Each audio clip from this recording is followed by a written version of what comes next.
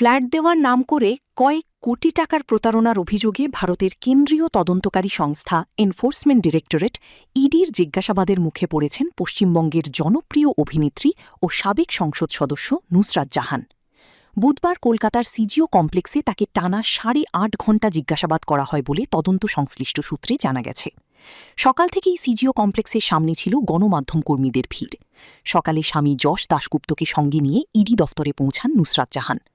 গাড়ি থেকে নামার পর সাংবাদিকদের প্রশ্নের মুখে পড়লেও তিনি কোনো মন্তব্য না করে সরাসরি দফতরের ভেতরে প্রবেশ করেন।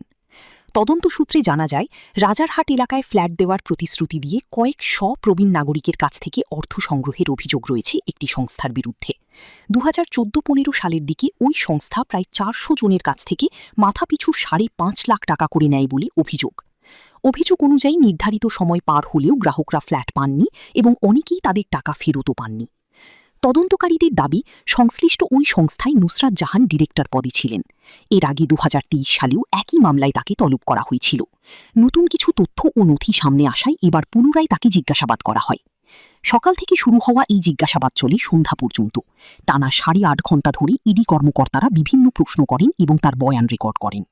জিজ্ঞাসাবাদ শেষে দফতর ত্যাগ করলেও নুসরাত জাহান সাংবাদিকদের কোনো প্রশ্নের জবাব দেননি। এই ঘটনায় এখনও তদন্ত চলমান রয়েছে বলে জানিয়েছে সংশ্লিষ্ট কর্তৃপক্ষ।